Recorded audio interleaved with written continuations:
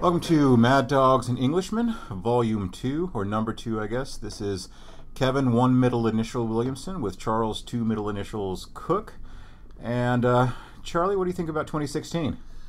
I think we should stop talking about 2016, but I also think we should stop focusing on the presidency as a matter of general principle. I'm reasonably tired of having conversations with people about politics in which they say, well, we won on a particular question. Well, the president, the incumbent president, won re-election. That is indeed true. And the Senate remained in Democratic hands. But the House also went Republican. 3/5 of the state legislatures went Republican. The governorships, I should say, a majority of the state legislatures. All of these offices matter. They all won.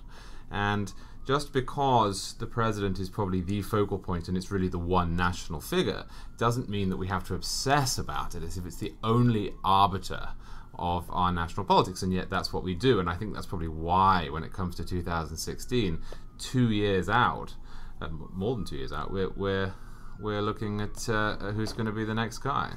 Yeah, I think it takes a certain amount of chutzpah for Barack Obama to go to the House of Representatives and say, I won. And they're all saying, well, we won too. John Boehner won his election too.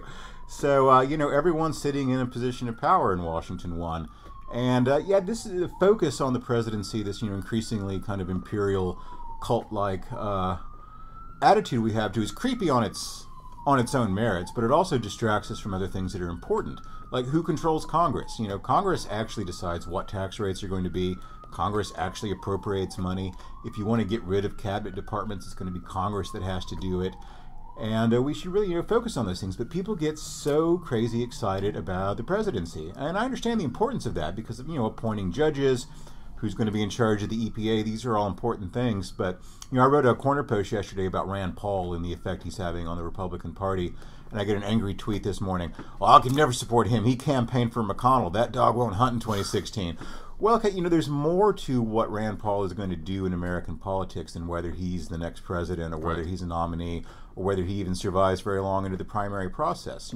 There's other Republicans, there's other conservatives, and there's other things to think about.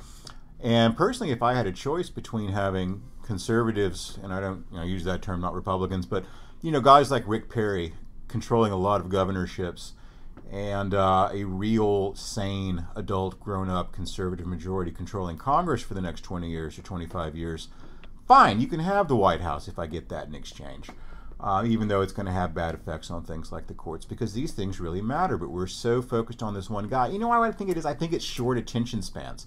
I think it's easy to pay attention to one guy. Right. It's like Hollywood movies now.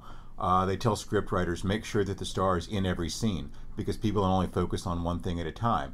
You can't do a Dickens plot anymore with 25 characters or 30 characters because people just can't follow it. Yeah. So that's 2016. Stop asking about it. Well, I just want to say one more thing, and that's stop asking about it to conservatives too. There is this idea, and it has a lot of merit to it, that Barack Obama is particularly imperial. Now, we have these cycles of imperial presidencies. We're in one at the moment. And George Bush was, to an extent, especially in the foreign policy realm, which is more of his area constitutionally, but nevertheless, he did step a little bit. Barack Obama is especially so. But conservatives like that when their guy is in office. They liked it when Reagan was this big celebrity. They like it when George W. Bush puts on the flight suit and plays the hero. And conservatives need to start reminding people, if they're genuinely Calvin Coolidge fans and big on limited government, just stop focusing in on the president all the time. Until Jonah wrote Liberal Fascism, conservatives had a lot of nice things to say about Wilson. Who I and think, Roosevelt. I think you and I would agree is probably the worst, most imperial, most disturbing guy ever to be in that office. Absolutely. So for our second topic, this is sort of to do with the presidency and also to do with the minimum wage and the economic debate, is that the president stood up in the State of the Union and he said, give America a raise. Now that really annoyed me as a libertarian because firstly, that's not how it works, but secondly, I don't want the public starting to believe that we all get together and decide how much people should earn. Yesterday, Gap announced it was going to raise its minimum wage to $10, and Walmart is considering doing the same thing. Voluntarily, in a technical sense, but is this appropriate? No, of course not. First of all, there's no one in Washington who really knows much about how businesses operate. Well, maybe a few people, but if you look at them collectively and their output, they're idiots. You don't want them in charge of anything. But they have this idea that businesses set wages just by magic, that there's some guy or cabal of people sitting in a boardroom somewhere saying, how can we screw the poor burger flippers today? You know, I was in college in Austin, Texas, 1996, when I finished up down there. I had a little thing I used to call the Austin Economic Indicator, which was a Taco Bell across the street from the University of Texas campus. And the last days I was in Austin in 96, they were offering people, now do the math and the inflation adjustment, $10 an hour to work at Taco Bell, plus a $1,000 longevity bonus if you were there for 90 days. Now, were they doing that because they're generous and because guys were sitting in the boardroom saying, hey, let's pay more for labor? No, because in 1996, the tech boom was at its height, and you couldn't hire people in Austin, Texas to work at Taco Bell. It was just impossible to do. They were doing other things. You couldn't hire a University of Texas student to do that sort of thing.